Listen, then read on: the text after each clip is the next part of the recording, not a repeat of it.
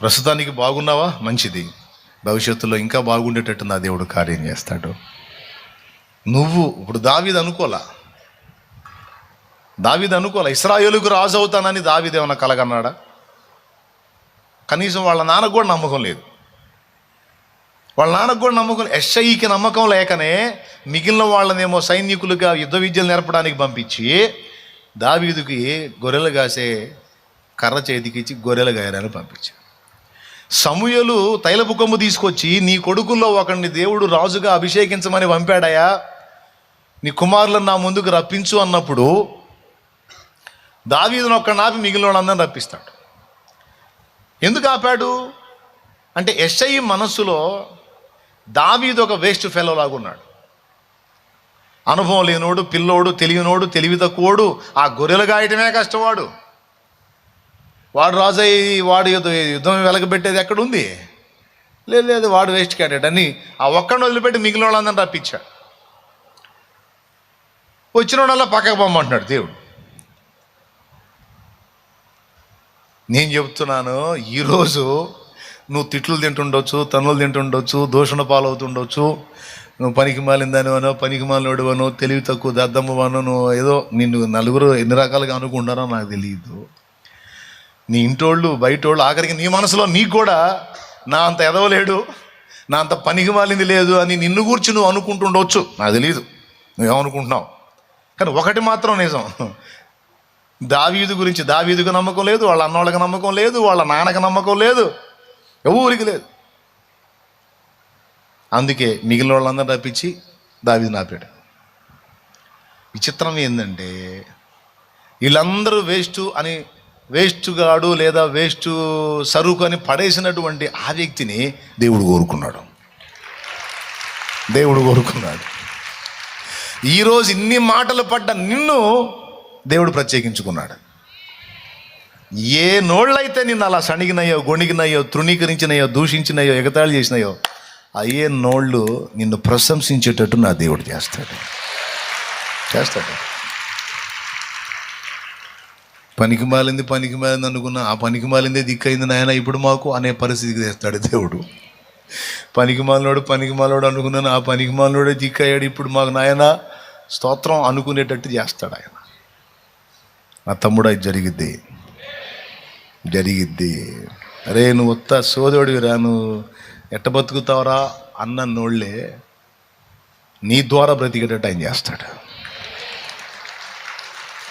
నువ్వు అనుకోవు, నీ వాళ్ళు అనుకోరు.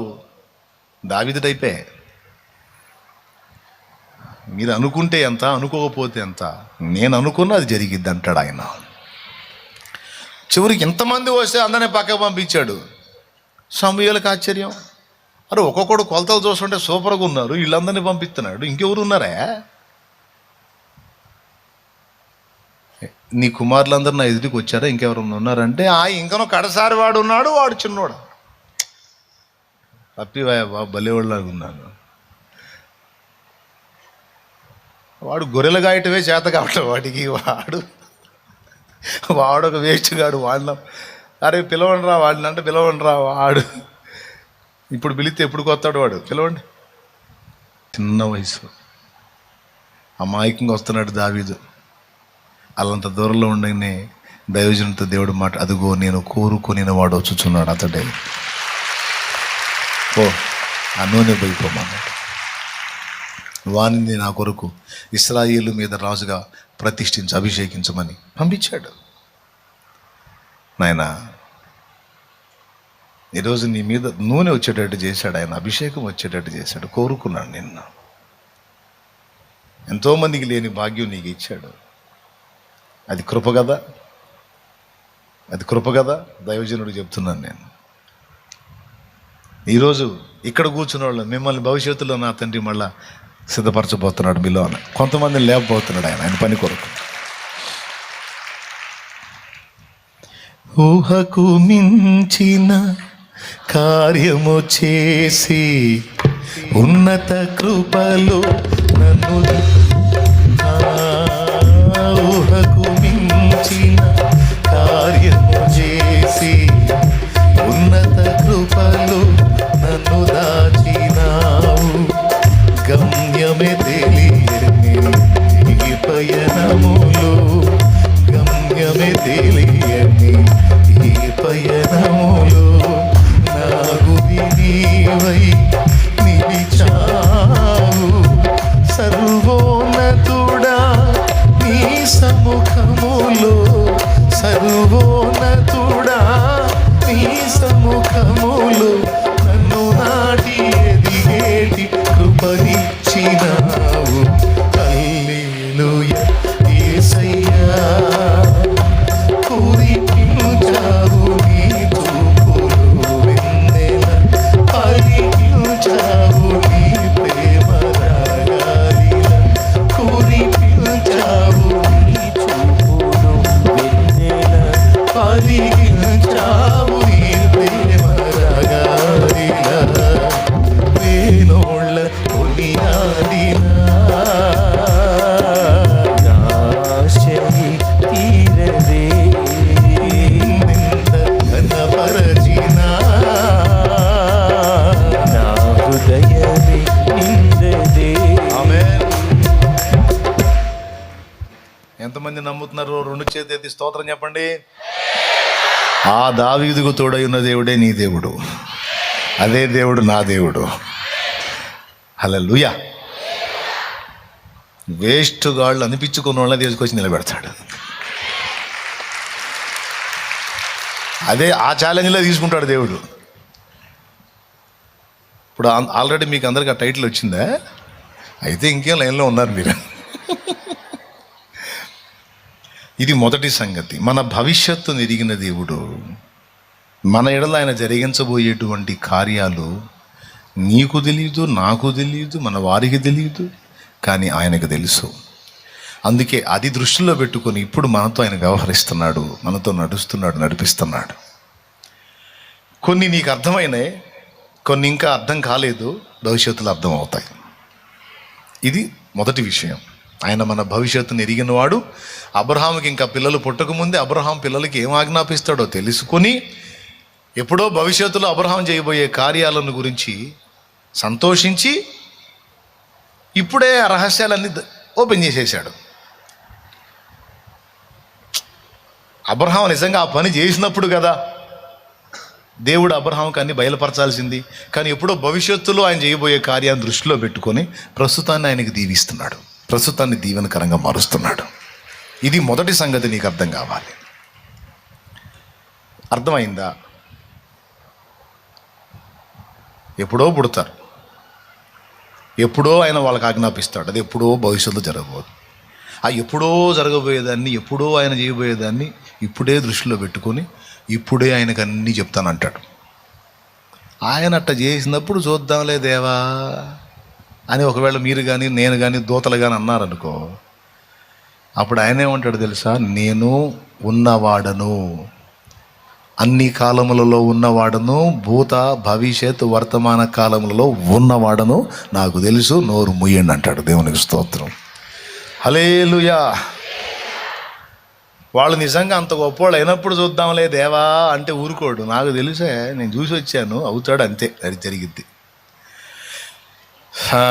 భవిష్యత్తులో ఏదో గొప్పవాడు అవుతాడంట, అందుకని ఇప్పుడే అన్నీ చెబుతాడంట. సరే, కానీ నీ ఇష్టం అనేదానికి లేదు. ఖచ్చితంగా అబ్రహాం అంతే చేశాడు. అబ్రహాంకి దేవుడు ఏది దాచలేదు. అలాగే ఈరోజు నీతో నాతో కూడా దేవుడు భవిష్యత్తును దృష్టిలో పెట్టుకొని కొన్ని అడుగులు వేస్తున్నాడు. అందుకు సంతోషించాలి మనం. దేవునికి మహిమ.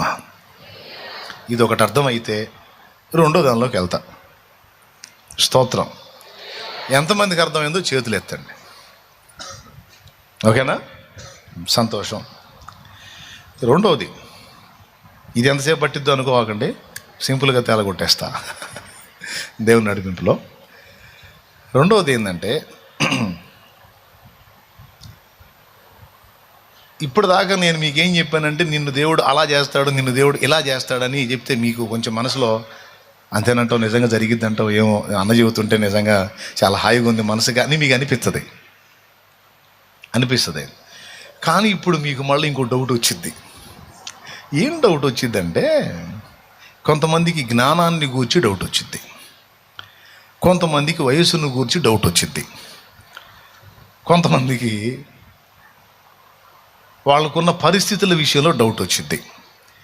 శాలేమన్న చెప్తున్నాడు, పరిశుద్ధాత్మ స్వరమే అనుకుందాం, నిన్నేదో దేవుడు చేయబోతున్నాడు, నిన్ను అలా చేయబోతున్నాడు, ఇలా చేయబోతున్నాడు అంటే నాకు అన్నీ అయిపోయి ముసలమ్మనయ్యా, ఇంకేంది నా భవిష్యత్తు, ఆయన చెప్పటం నేను వింటాం అని కొంతమందికి ఇప్పుడు వయసు సమస్య వచ్చింది. నేను చెబుతున్నా, నీకు వస్తే 70 వచ్చినాయో 80 వచ్చినాయో, మహా అయితే 80 వచ్చి అసలు అంతా అయిపోయిందని రాసుకున్న మోషే లైఫ్ని దేవుడు తీసుకొని లైన్లోకి మరో 40 ఏళ్ళు ఆయుష్కాలం ఇచ్చి 120 ఏళ్ళు బ్రతుకునిచ్చి 40 ఏళ్ళు ఆయన సేవ చేసేటట్టు దేవుడు వాడుకున్నాడు.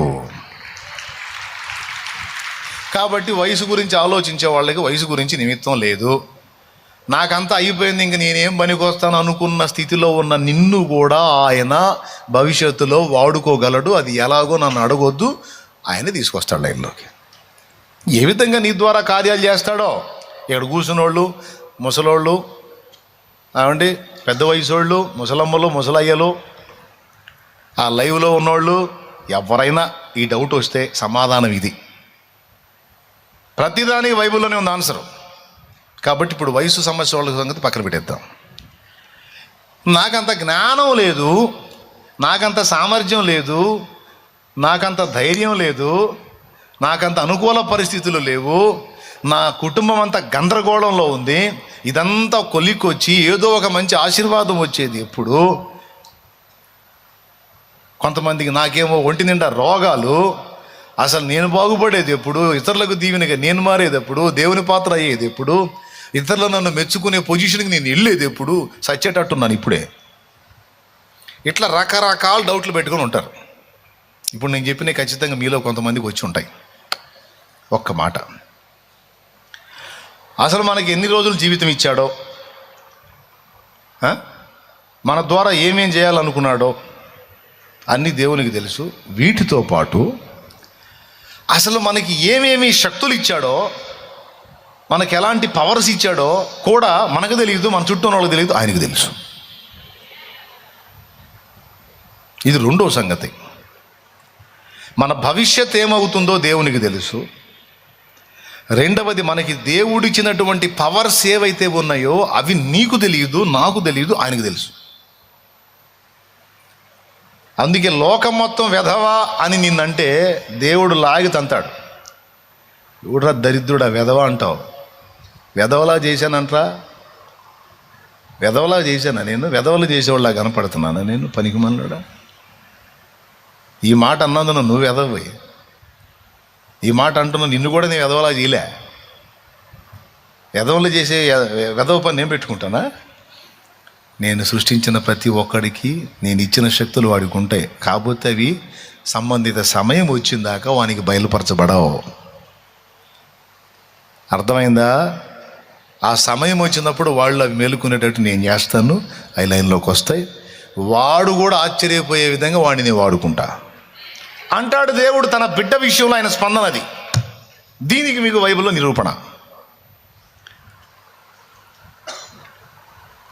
మిద్యానీయులు ఇశ్రాయేలీయుల్ని ఒక ఆట ఆడుకుంటున్న రోజులై. ఈ మిద్యానీయులు ఇశ్రాయేలు ఒక ఆట ఆడుకుంటున్న రోజులై. అలాంటి రోజుల్లో ఇశ్రాయేలీయుల పరిస్థితి ఎంత దారుణంగా అయిపోయిందంటే పబ్లిక్గా పనులు కూడా చేసుకోలేని పరిస్థితికి వచ్చారు. వాళ్ళు పబ్లిక్గా పనులు కూడా చేసుకోలేని పరిస్థితికి వచ్చారు. దాగి దాగి దాగి దాగి బతకాల్సి వచ్చింది ఆ మిద్యానీయుల దెబ్బకి ఇశ్రాయేలీయులు. ఆ టైంలో ఉన్నవాడు గిద్యోను. గానుగ చాటున గోధుమల్ని దొళ్ళగొట్టుకుంటుంటే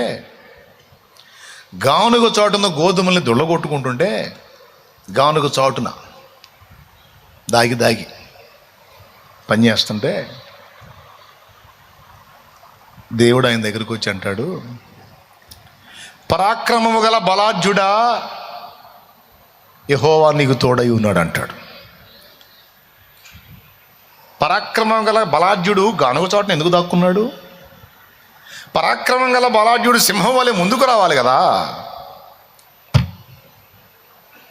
కానీ మీరు చెప్పండి, దేవుని మాట అబద్ధమైద్దా?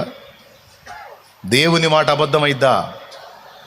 అంటే మనకి గిద్యోను చూస్తున్నప్పుడు, గిద్యోను ఉన్న సన్నివేశాన్ని చూస్తున్నప్పుడు మనకి గిద్యోన్లో పిరికోడు కనపడతాడు. ఎందుకంటే గానుగ చాటున గోధుమలను దొడగొట్టుకుంటున్నాడు కాబట్టి. అంటే చాటున బతుకుతున్నాడు, దాగి బతుకుతున్నాడు కాబట్టి అతనిలో మనకి ఒక పిరికోడు కనపడతాడు. కానీ దేవుడు అతన్ని ఏమని పిలిచాడంటే, న్యాయాధిపతుల గ్రంథము 6వ అధ్యాయంలో పరాక్రమము గల బలాఢ్యుడా యెహోవా నీకు తోడై ఉన్నాడని పిలిచాడు. అతని దగ్గర పరాక్రమం ఏది, అతని దగ్గర బలం ఏది, ఆ శూరత్వం ఏది, ఆ వీరత్వం ఏది? కానీ ఆయన అంటాడు పరాక్రమం గల బలాఢ్యుడా అంటాడు. ఎలా అంటాడు ఆ మాట? అసలు నాకు అర్థం కాదు.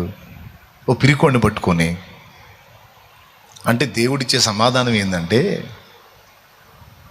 ఒక మనిషిని సృష్టించేటప్పుడు వానిలో ఏమేం పెట్టానో సృష్టించిన నాకు తెలుసు, కానీ సృష్టింపబడిన వానికి కానీ వాని చుట్టూనోళ్ళ కానీ తెలియదురా పిచ్చిమాలోకం అంటాడు ఆయన. మీరు ఎంతమందికి అర్థమైందో ఏమో. అర్థమైతే చేతులు ఎత్తి స్తోత్రం చెప్పండి. ఏం అర్థమైంది ఇప్పుడు చెప్పండి పెద్దగా. ఏ తలాంత ఒకటి కాదు, ఒకటి కంటే ఎక్కువ ఉండొచ్చు.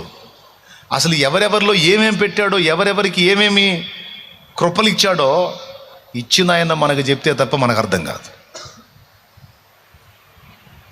మనకేమో గిద్యంలో పిరికోడు కనపడుతున్నాడు, కానీ దేవుడు వచ్చి అంటాడు పరాక్రమం గల బలాఢ్యుడా అంటాడంటే గిద్యంలో పరాక్రమము బలము రెండు దేవుడు ఉంచి ఉన్నాడు. ఆ సంగతి గిద్యోను కూడా తెలియదు. కానీ మీరు గమనించండి, గిద్యోను పిరికోడని మనం అనుకున్నాం, నాలో పిరిగితనం ఉందని గిద్యోను కూడా అనుకున్నాడు. కానీ పరాక్రమము బలము రెండు ఉన్నాయని దేవుడు అంటాడు. చివరికి ఏది జరిగింది మీరు చెప్పండి?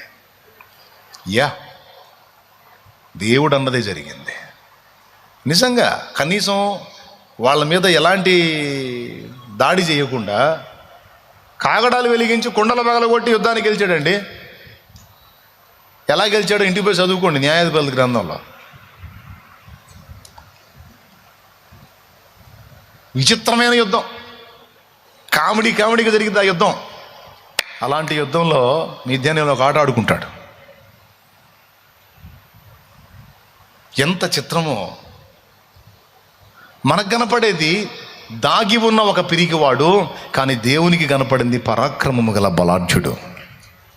ఎలా అన్నాడు దేవుడు ఆ మాట అంటే, ఆ సామర్థ్యం దేవుడు అతనికి ఇచ్చున్నాడు కనుక అతనికి ఇచ్చినవేవో ఇచ్చిన దేవుడికి తెలుసు, పొందిన అతనికి కూడా తెలియదు. ఆ ఉన్న సంగతులు రేపాడనమాట. నీకు అవి ఇచ్చున్నాను నాయనా, అవి ఇప్పుడు వాడకంలోకి రావాలి. అట్లాగే ఇప్పుడు నేను మీ ముందు పరిచర్య చేస్తున్నాను. నాకు ఇవ్వబడిన ఈ సామర్థ్యాలు అనేవి నాకు తెలియవు ఆనాడు. అసలు ఇంత కృప నాకుందని, ఇలాంటి డిజైనింగ్ నాలో జరిగిందని నాకు తెలియదు ఆనాడు. నా చిన్న ఫ్యామిలీని నడిపించుకోవటం చేతగాని స్థితిలో ప్రాణం పోతే బాగుండు, చచ్చిపోదామని ఆలోచనలు చేసుకున్న బతుకు నాది. కానీ నాకు ఇవ్వబడినటువంటి ఈ కృపలన్నీ నన్ను సృష్టించిన నా దేవుడికే తెలుసు, కానీ నాకు తెలియదు, నన్ను కన్నోళ్ళకి తెలియదు, నా చుట్టూ ఉన్నోళ్ళకి తెలియదు, ఎవరికి తెలియదు. కానీ ఆయనకు తెలుసు. ఎందుకంటే ఈ శాల్తీని రెడీ చేసింది ఆయన కదా. ఎవరండి ఈ శాల్తీని రెడీ చేసిందే? నా తల్లిదండ్రులు అని మీరు అంటారేమో. అబ్బే, అసలు వాళ్ళు నన్ను కావాలనుకుని కన్న వ్యవహారం కాదు, వద్దనుకుంటే పుట్టినోడిని నేను. స్తోత్రం. 7 కంది, 7 కందంటావా మా అమ్మ. పిల్లలు లేకనా నేను ఉన్న సై నేను చాలదు. కరువు రోజులు, కష్టాల రోజుల్లో వాళ్ళకి ఫుడ్ పెట్టడమే కష్టమైంది, ఇంక నేను ఒకటి ఎందుకు? మనం 8వ శాల్తీ. ఫస్ట్ కొడుకు ఫస్ట్ కూతురు అనుకోండి, ఇష్టపడి కన్నారు అనుకోవచ్చు. ఈ లాస్ట్లో కన్నాడు వేస్ట్ సరుకు ఇది. ఇక ఆపరేషన్ చేయించుకోవాలి, రిక్షా బండి కూడా ఎక్కిందంట మా అమ్మ. పెద్దోళ్ళు చెప్పారమ్మా, 5 ఆడపిల్లల తర్వాత ఒక్క మగబిడ్డ పుట్టాడు, ఒకడేమో అపహరణకు గురయ్యాడు, ఇంకొకడు పుడతాడేమోనమ్మా అని వాళ్ళు అలా అంటే ఎక్కినా దిగిందంట. ఆ రిక్షా దిగింది, మనం భూమి మీదకి దిగాం. దేవునికి స్తోత్రం, హల్లెలూయా. ఇష్టపడి మురిపెంతో ముద్దులతో కన్నది కాదు. అనుకున్న స్థితి. కానీ నేననేవాడిని ఒకడిని ఉనికిలోకి రావటం నా తల్లిదండ్రుల చిత్తంలో లేదు, కానీ నా సృష్టికర్త అయిన దేవుని చిత్తంలో ఉంది. ఈరోజు నీ గురించి కూడా నువ్వు అదే ఆలోచన చేయి. నీకు ఇవ్వబడిన కృపలు ఇప్పుడు నీకు అర్థం కాకపోవచ్చు, కానీ భవిష్యత్తులో నీకు అర్థమవుతాయి. అర్థమైనాడు నీ మైండ్ బ్లోయింగ్ అనుకో. పక్క అన్నీ మీకు బైబిల్లో చూపిస్తాను, నా లైఫ్లో చూపిస్తాను. 2 రకాలుగా మీకు ఆధారాలు చూపించి మాట్లాడుతున్నాను. నేనేదో కల్పితాలు మాట్లాడటల్లా. ఎంతమందికి అర్థమైంది? అది మనకివ్వబడిన కృపలేంటో, మనకిచ్చిన సామర్థ్యాలు ఏంటో, మనల్ని ఎలా డిజైన్ చేశాడో ఆ నిర్మించినటువంటి ఆయనకు తెలుసు, మనకు తెలియదు. ఆ సమయం వచ్చిందాకా, ఆ సన్నివేశంలోకి వచ్చిందాకా, మనలో దాచబడినవి ఆయన మళ్ళా రేపిందాకా, మనకు చూపిందాకా మనకు అర్థం కాదు. ఒక సమయం వచ్చింది, పరాక్రమం గల బలాఢ్యుడా అంటాడు, బలాఢ్యుడాలా అంటాడు, సేవకురాలా అంటాడు, సేవకుడు అంటాడా, నీవు నా దాసుడివి ఉపేక్షింపక నిన్ను ఏర్పరచుకున్నాను అంటాడు. నీవు నా దాసురాలివి, నువ్వు నా పని చేయాలి, ఆ కృపలు నీకు ఇచ్చిన లే నడు పా అంటాడు. నువ్వు పరిగెత్తాల్సి వచ్చింది.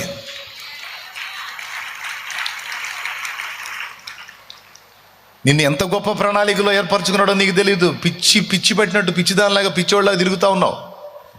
తిరుగుతానే ఆయన పట్టేసుకుంటాడు నిన్ను. అడిగి తిరుగుతున్నా నీ పిచ్చి పట్టినట్టు రా పనుందిరా నీతో లాక్కొస్తాడు. దేవునికి స్తోత్రం కలుగును గాక. హల్లెలూయా. అంతే, మారిపోద్ది అట్లా.